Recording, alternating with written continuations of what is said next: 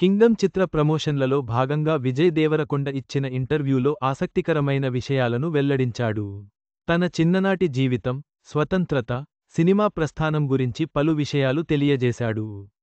Rowdy hero Vijay Devarakonda ప్రస్తుతం Kingdom మూవీతో పాటు వీడి-14 చిత్రాలతో బిజీగా ఉన్నాడు. కింగ్డమ్ మూవీ ఈ నెల 31న గ్రాండ్గా థియేటర్లలో రిలీజ్ కానుంది. ఇక విడుదల తేదీ దగ్గర పడటంతో వరుసగా ప్రమోషన్లలో పాల్గొంటున్నాడు.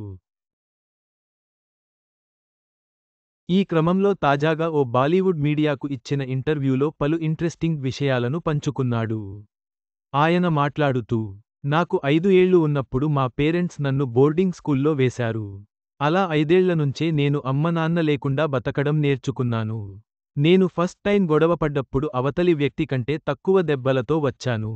నాకు సమస్యలు వచ్చినప్పుడు మా నాన్నను తీసుకెళ్లకుండా నేనే ఎదుర్కొన్నాను.